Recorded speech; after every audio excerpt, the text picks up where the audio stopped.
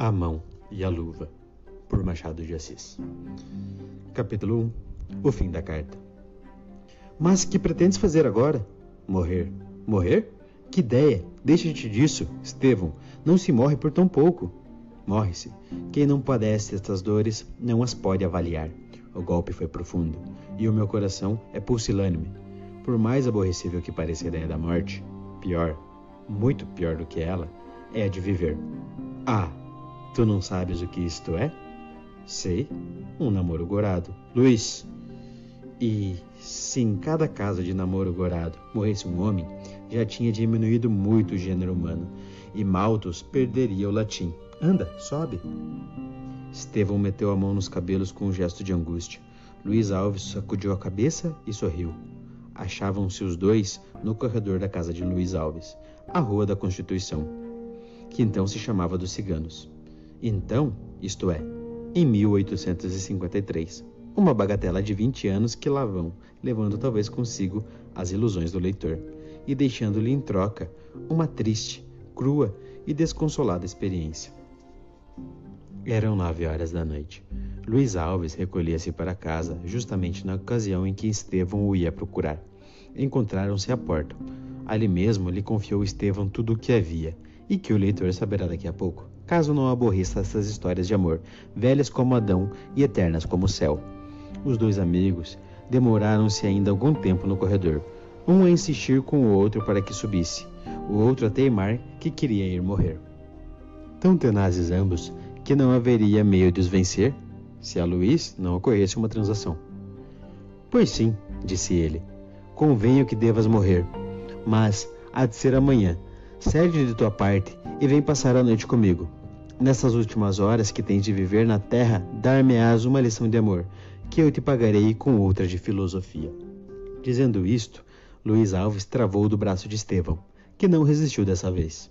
Ou porque a ideia da morte não se lhe houvesse estranhado deveras no cérebro, ou porque cedesse ao doloroso gosto de falar da mulher amada, ou, o que é mais provável, por esses dois motivos juntos. Vamos nós com eles, escada acima, até a sala de visitas, onde Luiz foi beijar a mão de sua mãe. Mamãe, disse ele, há de fazer-me o favor de mandar o chá ao meu quarto. O Estevão passa a noite comigo. Estevão murmurou algumas palavras. Aqui tentou dar um ar de gracejo, mas que eram fúnebres como um cipestre. Luiz viu-lhe, então, à luz das esternias, alguma vermelhidão nos olhos e adivinhou, não era difícil, que houvesse chorado. Pobre rapaz, suplicou ele mentalmente. Dali foram os dois para o quarto, que era uma vasta sala, com 3 camas, cadeiras de todos os feitos, 2 estantes com livros e uma secretária, vindo a ser, ao mesmo tempo, alcova e gabinete de estudo. O chá subiu daí a pouco.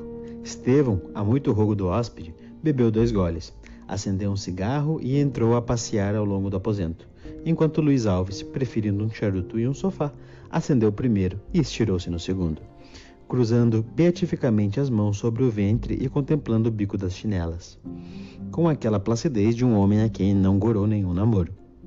O silêncio não era completo. Ouvia-se o rodar de carros que passavam fora. No aposento, porém, o único rumor era dos botins de Estevão na palhinha do chão. Cursavam esses 2 moços a Academia de São Paulo, estando Luiz Alves no 4º ano e Estevão no 3º. Conheceram-se na academia e ficaram amigos íntimos, tanto quanto podiam sê-lo 2 espíritos diferentes, ou talvez por isso mesmo que o eram. Estevão, dotado de extrema sensibilidade, não menor fraqueza de ânimo, afetuoso e bom, não daquela bondade varonil, que é apanágio de uma alma forte, mas dessa outra bondade mole e de cera, que vai à mercê de todas as circunstâncias.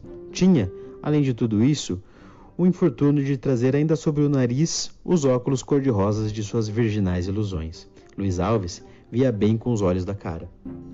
Não era mau rapaz, mas tinha seu grão de egoísmo. E se não era incapaz de afeições, sabia regi-las, moderá-las e, sobretudo, guiá-las ao seu próprio interesse. Entre esses 2 homens travara-se a amizade íntima, nascida para um na simpatia, para outro no costume. Eram eles os naturais confidentes um do outro, com a diferença de que Luiz Alves dava menos do que recebia e, ainda assim, nem tudo o que dava exprimia grande confiança. Estevão referia ao amigo, desde tempos, toda a história do amor, agora malogrado, suas esperanças, desalentos e glórias e, enfim, o inesperado desfecho. O pobre rapaz, que folheava o capítulo mais delicioso do romance, no sentir dele, caiu de toda a altura das ilusões na mais dura, prosaica e miserável realidade. A namorada de Estevão, é tempo de dizer alguma coisa dela. Era uma moça de 17 anos e, por ora, simples aluna professora no colégio de uma tia de nosso estudante, a Rua dos Inválidos. Estevão tinha visto, pela primeira vez, 6 meses antes, e desde logo sentiu-se preso por ela, até a morte, disse ele ao amigo, referindo-lhe o encontro, que o fez rir de tão estirado prazo. Qualquer que ele fosse, porém, o prazo fatal daquele cativeiro, a verdade é que Estevão, no mesmo ponto em que a viu, logo a amou, como se ama pela primeira vez na vida. Um amor pouco estouvado e cego, mas sincero e puro. Amava-o ela? Estevão dizia que sim, e deveria crê-lo. Alguns olhares ternos, meia dúzia de apertos de mãos significativos, embora a largos intervalos, davam a entender que o coração de Guiomar chamava-se Guiomar. Não era surdo à paixão do acadêmico, mas, fora disso, nada mais, ou pouco mais. O pouco mais foi uma flor, não colhida do pé em toda a original frescura, mas já murcha e sem cheiro, e não dada, senão pedida. Faz-me um favor, disse um dia Estevão, apontando para a flor que ela trazia nos cabelos.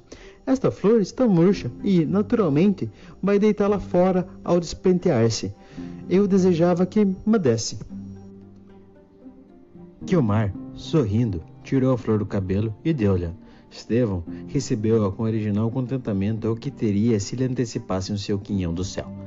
Além da flor, e para suprir as cartas, que não havia, nada mais obtivera Estevão durante aqueles 6 cumpridos meses, a não serem os tais olhares, que afinal são olhares, e vão-se com os olhos de onde vieram. Era aquilo amor, capricho, passatempo, ou que outra coisa era?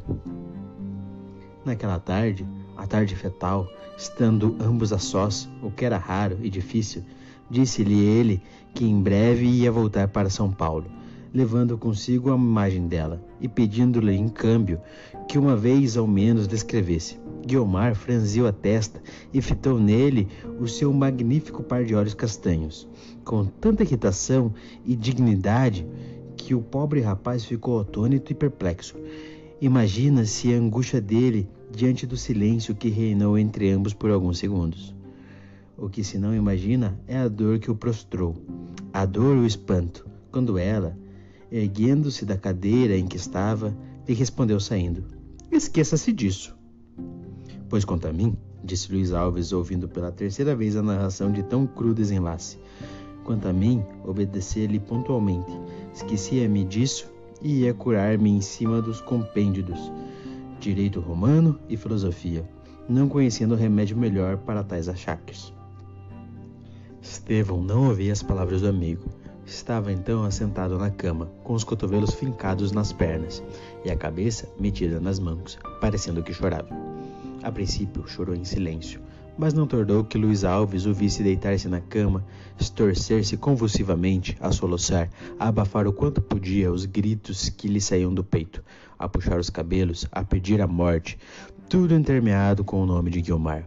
Tão down a tudo aquilo, tão lastimosamente natural, que enfim o comoveu, e não houve remédio senão dizer-lhe algumas palavras de conforto. A consolação veio a tempo. A dor, chegada ao paroxismo, declinou pouco a pouco e as lágrimas estancaram, ao menos por algum tempo. Sei que tudo isso há de parecer ridículo, disse Estevão sentando-se na cama. Mas que queres tu? Eu vivia na persuasão de que era amado, e era-o talvez. Por isso mesmo não entendo o que passou hoje. Ou o que eu supunha ser amor, não passava talvez de passatempo ou zombaria. Talvez, interrompeu Luiz, compreendendo que o melhor meio de curar o amor era meter-lhe em brios o amor próprio. Estevão ficou alguns instantes pensativo. Não é possível, contestou ele. Tu não a conheces. É uma grave e nobre criatura, incapaz de conceber um sentimento desses, que seria vulgar ou cruel. As mulheres. Já pensei se aquilo de hoje não seria uma maneira de experimentar-me, de ver-me a que ponto eu lhe queria. Escusas rir-te, Luís. Eu nada afirmo. Digo que pode ser. Não admira que ela fizesse esse cálculo, um bom cálculo. Nesse caso, todo filho do coração... A imaginação de Estevão desceu por esse declive de floridas conjecturas, e Luís Alves entendeu que era de bom aviso não espantar-lhe os cavalos. Ela foi por ali abaixo, rédea frouxa e riso nos lábios. Boa viagem, exclamou mentalmente o colega, voltando a estirar-se no sofá. A viagem não foi longa, mas produziu efeito salutar no ânimo do namorado, adoçando-lhe as penas, circunstância que Luís Alves aproveitou para lhe falar de 100 coisas alheias do coração e diverti-lo do pensamento que o absorvia. Conseguiu seu intento durante meia hora, e conseguiu mais, porque fez com que o colega risse, a princípio de um riso amargo e dúbio, depois de um riso jovial e franco, incompatível com intuitos trágicos. Mas, ai triste, a dor dele era uma espécie de tosse moral, que aplacava e reaparecia, intensa às vezes mais fraca, mas sempre infalível. O rapaz acertara de abrir uma página de Weather, leu meia dúzia de linhas e o acesso voltou mais forte que nunca. Luís Alves acudiu-lhe com as pastilhas da consolação. O acesso passou. Nova palestra, novo riso, novo desespero. E assim se foram escoando as horas da noite, que o relógio da sala de jantar batia seca e regularmente, como a lembrar aos dois amigos que as nossas paixões não aceleram nem moderam o passo do tempo. A aurora para os dois acadêmicos coincidiu com as badaladas do meio-dia, o que não admira, pois só adormeceram quando ela começava a apagar as estrelas. Estevão passou a noite, amanhã, quero dizer, muito sossegado e livre de sonhos maus. Quando abriu os olhos, estranhou o aposento e os objetos que o rodeavam. Logo que os reconheceu, despertou-se-lhe com a memória o coração, onde já não havia aquela dor aguda da véspera. Os sucessos, embora recentes, começavam a envolver-se na sombra crepuscular do passado. A natureza tem suas leis imperiosas, e o homem, ser complexo, vive não só do que ama, mas também, força dizê-lo, do que come. Sirva isto de escusa ao nosso estudante, que almoçou nesse dia como nos anteriores, bastando dizer em seu abono que, se o não fez com lágrimas, também não o fez alegre. Mas certo é que a tempestade serena. O que havia era uma ressaca, ainda forte, mas que diminuiria com o tempo. Luís Alves evitou falar-lhe de Guiomar. Estevão foi o primeiro a recordar-se dela. Dá tempo ao tempo, respondeu Luís Alves, e ainda te has de rir dos teus planos de ontem. Sobretudo, agradece ao destino haveres escapado tão depressa. E, queres um conselho? Dize, o amor é uma carta, mais ou menos longa, escrita em papel velino, corte dourado, muito cheiroso e catita. A carta de parabéns quando se lê. Carta de pêsames quando se acabou de ler. Tudo que chegaste ao fim, põe a epístola no fundo da gaveta e não te lembres de ir ver se ela tem um postscriptum. 2 vezes viu ele a formosa Guiomar antes de seguir para São Paulo. Da primeira, sentiu-se ainda abalado, porque a ferida não cicatrizara de todo. Da segunda, pôde encará-la sem perturbação. Era melhor, mais romântico pelo menos, que o pusesse a caminho da academia, com um desespero no coração, lavado em lágrimas, ou a bebê-las em silêncio, como lhe pedia a sua dignidade de homem. Mas que lhe hei eu de fazer? Ele foi daqui com os olhos enxutos, distraindo-se dos tédios da viagem com alguma pilhéia de rapaz. Rapaz outra vez, como dantes. Fim do 1º capítulo.